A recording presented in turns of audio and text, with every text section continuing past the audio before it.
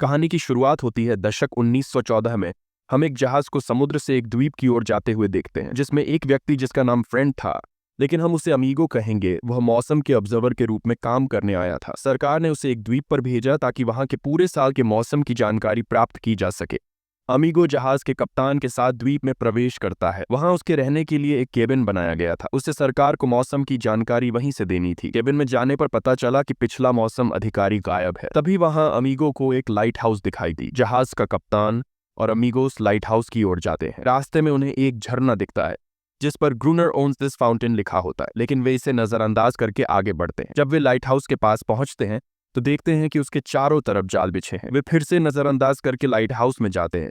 उन्हें वहां एक आदमी मिलता है जिसका नाम ग्रूनर था। ग्रूनर बहुत अजीब और नशेड़ी था। जहाज का कप्तान ग्रूनर से पिछले मौसम ऑब्जर्वर अधिकारी के बारे में पूछता है। ग्रूनर कहता है टाइफस, जिसका मतलब था कि वह बीमार हो गया था और शायद मर गया होगा। कप्तान उसके शव के बारे में पूछता है तो ग्रूनर कहता है कि वह समुद्र में तैरने के लिए गया था और वापस नहीं आया, शायद वह डूब गया होगा। इसके बाद कप्तान चला जाता है। जाने से पहले वह अमीगो को अपनी बंदूक ऑफर करता है, क्योंकि उसे ग्रूनर पर यकीन नहीं था और उसे लगा कि यह द्वीप खतरनाक है, लेकिन अमीगो ने उसके ऑफर को ठुकराया। कप्तान अमीगो को अपना ख्याल रखना बोलकर चले जाते हैं। अमीगो अपने केबिन में आता है और वहां उसे पिछले मौसम पर्यवेक्षक की डायरी मिलती है। उस डायरी में पिछले अधिकारी की बीवी की तस्वीर मिली और कुछ हैंड ड्रॉन पेंटिंग जैसे लाइट हाउस और कुछ अजीब जीवों के चित्र बने हुए थे। अमीगो को लगता है कि वह अकेला रहता होगा, इसलिए उसने ऐसे चित्र बनाए होंगे। खैर, वह सो जाता है और अगले दिन अपने काम पर चला जाता है। रात में अमीगो को दरवाजे पर कुछ आवाज महसूस होती है। जब वह दरवाजे पर जाता है तो उसे दरवाजे के नीचे से एक अजीब जीव का हाथ दिखाई देता है। अमीगो उस पर हमला करता है, लेकिन तभी बहुत सारे जीवों की आवाजें आती। ये देखकर अमीगो बहुत डर जाता है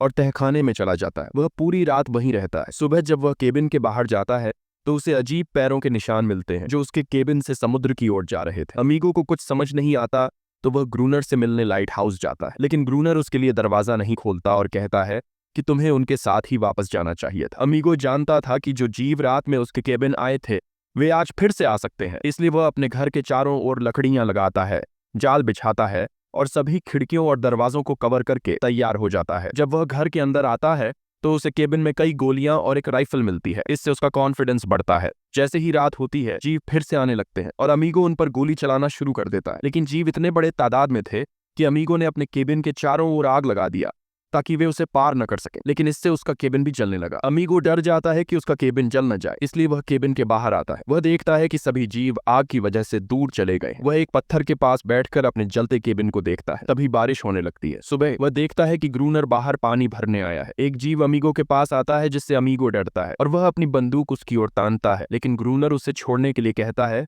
क्योंकि वह उसे नुकसान नहीं पहुंचाएगी। हम उस जीव को एनेरिस कहेंगे क्योंकि मूवी में बाद में उसे यही नाम दिया गया। फिर वह एनेरिस को बुलाता है और वह उसके पास जाती है। अमीगो ने ग्रूनर को अपने साथ लाइट हाउस में रखने के लिए विनती करता है। ग्रूनर मान जाता है क्योंकि अमीगो के पास आवश्यक चीजें और भोजन था। एनेरिस भी उनके साथ थी। ग्रूनर अपना घाव दिखाते हुए अमीगो को बताता है कि यह एनेरिस ने मुझ पर सिर्फ एक बार हमला किया था और अब यह मेरी पालतू है। अमीगो कहता है कि तुम मेरे जहाज के साथ वापस जा सकते थे, लेकिन तुमने ऐसा क्यों नहीं किया? ग्रूनर कहता है कि मैं उस दुनिया में वापस नहीं जाना चाहता। ये मेरी दुनिया है, मैं यहाँ का राजा हूँ, मैं अपनी इच्छा से जी और खा सकता हूँ, मुझे यहाँ रहना पसंद है। अमीगो कहता है ठीक है, तुम यहाँ रहो, लेकिन जब नया जहाज यहाँ आएगा मैं उनसे मुझे भी ले जाने के लिए कहूंगा। ग्रूनर बताता है कि कोई जहाज यहाँ नहीं आएगा, शायद ही कोई जहाज यहाँ आएगा तो वह तुम्हारा जहाज होगा, लेकिन उससे तो 1 साल बाद आना है। ग्रूनर उसे चिंता न करने के लिए कहता है क्योंकि ये जीव दिन में हमला नहीं करते, केवल रात में करते हैं। तुम्हें केवल रात में अपना ख्याल रखना होगा, मैं भी यहाँ रह रहा हूँ। अब ग्रूनर एनेरिस को छत पर छोड़ देता है। वह अजीब तरीके से आवाज करती है। उसे सुनकर उसके साथ ही वहां आ जाते हैं। वे लाइट हाउस पर हमला करना शुरू कर देते हैं। ग्रूनर उन पर गोली चलाने लगता है। वह अमीगो से भी गोली चलाने को कहता है, लेकिन वह नहीं कर पाता और बेहोश हो जाता है। दूसरी ओर ग्रूनर उन जीवों को बिना कोई झिझक के पूरी रात मारता है। अगले दिन सुबह वह अमीगो को जगाता है और कहता है यदि तुम यहाँ रहना चाहते हो तो तुम्हें काम करना होगा, तुम्हें जीवों से लड़ना होगा, अपने आप को संभालो। फिर वह अमीगो को पानी लाने के लिए बाहर भेजता है। जब वह वापस आता है तो उसे ग्रूनर और वह एनेरिस बहुत करीब नजर आते हैं। ये उसे बहुत अजीब लगता है। फिर तीनों खाना खाने लगते हैं। तभी ग्रूनर अमीगो को एक आखिरी मौका देता है, लड़ो या यहाँ से चले जाओ। रात में जब वे जीव आने लगते हैं अमीगो भी उन पर गोली चलाने लगता है। ये देखकर ग्रूनर दरवाजा बंद कर देता है और अमीगो को अकेले लड़ने देता है। अमीगो उन पर गोली चलाता है और पूरी रात उनसे लड़ता है। जब सुबह होती है तो हम देखते हैं कि अमीगो पूरी तरह से उन जीवों के खून से रंगा हुआ है। वे दोनों एक साथ रहने के बावजूद दोस्त नहीं बन पाए वे केवल यहाँ जीवित रहने की कोशिश कर रहे हैं। एक बार फिर रात होती है और वे जीव यहाँ हमला करने नहीं आते। अमीगो कहता है कि वे हम दोनों से डर चुके हैं, वे यहाँ फिर नहीं आएंगे क्योंकि वे जान चुके हैं कि वे हमारा मुकाबला नहीं कर सकते। ग्रूनर कहता है, नहीं, हमने उनमें से कई को मार दिया है, इसलिए वे अपनी तादाद बढ़ा रहे हैं, वे हम पर फिर से हमला करेंगे। फिर अमीगो को एनेरिस पर दया आती है, जो उनके साथ अपने परिवार से दूर रह रही है। कई रातें बीत गईं और कोई जीव उन पर हमला नहीं करता। वे एक दिन लाइट हाउस की लाइट जलाना भूल जाते हैं और शतरंज खेलने लगते हैं। तभी कई जीव उन पर हमला कर देते हैं। इस हमले में ग्रूनर का पैर घायल हो जाता है, लेकिन दोनों सुरक्षित रहते हैं। अब हम देखते हैं कि एनेरिस ग्रूनर के पैर को चाट कर घाव को ठीक करने की कोशिश कर रही है। उसकी लार में एक तत्व था जो किसी भी घाव को ठीक कर सकता था। एक दिन अमीगो समुद्र के किनारे खड़ा था जब उसने एक जहाज देखा। वह एक फ्लेयर गन लाता है ताकि वह उन्हें संकेत दे सके कि उसे मदद की जरूरत है, लेकिन इससे पहले कि वह इसे चला सके ग्रूनर उसे रोकता है। ग्रूनर नहीं चाहता था कि कोई यहाँ आए, लेकिन अमीगो जल्द से जल्द भागना चाहता था, इसलिए दोनों के बीच लड़ाई होने लगती है। ये देखकर एनेरिस भी ग्रूनर पर हमला करती है। ग्रूनर गुस्से में आकर एनेरिस को पीटना शुरू कर देता है। एनेरिस वहां से भाग जाती है। जब एनेरिस को पता चलता है कि अमीगो को एक नाव की तलाश है, तो एनेरिस उसे एक छोटी नाव दिखाती है जो समुद्र के किनारे थी। अमीगो खुश होकर ग्रूनर को सब कुछ बताता है। ग्रूनर कहता है कि मुझे इस नाव के बारे में पहले से ही पता है। वह बताता है कि यह पुर्तगालियों का जहाज था। जब वे यहाँ आए तो उन जीवों ने उन्हें बिना किसी मौके के समुद्र में खींच लिया। मुझे इसके पास कुछ बम मिले थे, लेकिन ये सभी बेकार थे। अमीगो ग्रूनर से कहता है कि चलो उस जहाज को चेक करते हैं, शायद हमें कुछ मिले। ग्रूनर कहता है कि मुझे इसमें कोई दिलचस्पी नहीं है। वह कहता है, अकेले जाओ। अमीगो कहता है, बस मेरे साथ चलो और ऑक्सीजन पंप करते रहो। मैं पानी के नीचे जाऊंगा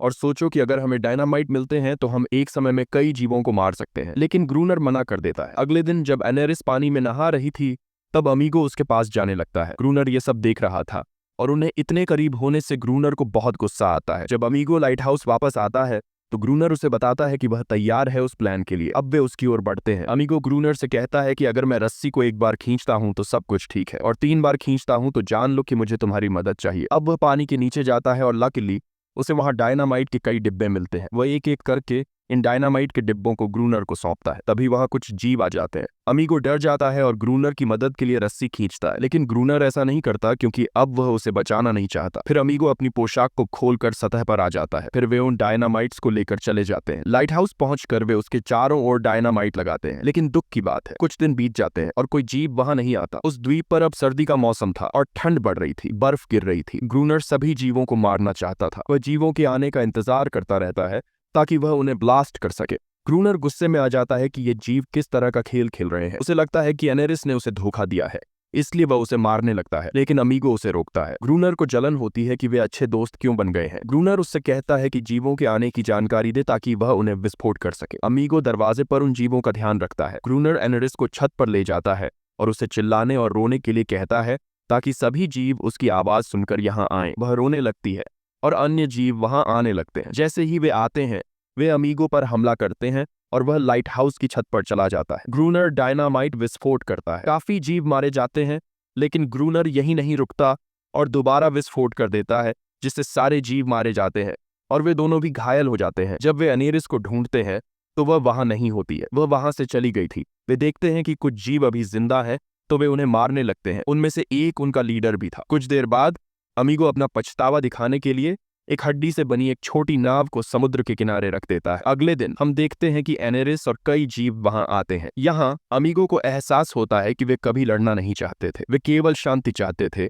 लेकिन क्योंकि ग्रूनर उन्हें मारना चाहता था वे वापस हमला करते थे। ग्रूनर वहां आता है और एनेरिस को अंदर जाने का आदेश देता है, लेकिन एनेरिस गुस्से में थी क्योंकि उसने जीवों को मारा था। वह नहीं जाती और उसे गुस्से से देखती है। ग्रूनर इसे नहीं मानता और पागल लोगों की तरह बात करने लगता है कि ऐसा क्यों हो रहा है। ग्रूनर फिर से अकेला हो जाएगा। वह लाइट हाउस के अंदर चला जाता है। बाहर अमीगो एक बच्चे को हड्डी से बना एक जहाज पकड़े देखता है। वह बच्चा अगला लीडर है और वह शांति कायम करना चाहता है। बच्चा जहाज को देख रहा था, तभी ग्रूनर उसे गोली मारता है और वह मर जाता है। रात हो चुकी थी और सभी जीव समुद्र में वापस चले गए। जब अमीगो अंदर आता है तो वह ग्रूनर से बहस करता है और दोनों लड़ने लगते हैं। ग्रूनर उसे मारने ही वाला था जब अमीगो उसे उसके असली नाम से पुकारता है। वह कहता है कि मैं तुम्हें जानता हूँ, तुम वही हो जो मुझसे पहले यहाँ एक मौसम ऑब्जर्वर के रूप में आए थे। तुम भी मेरी तरह एक मौसम पर्यवेक्षक थे जिसके बारे में तुमने कहा था कि वह मर गया। कुछ दिन पहले जब ग्रूनर पीकर गहरी नींद में था तब अमीगो को उसके सामान में एक लड़की की तस्वीर मिली थी। वह तस्वीर उसने पहले भी उस केबिन में देखी थी। ये सुनकर ग्रूनर चौंक जाता है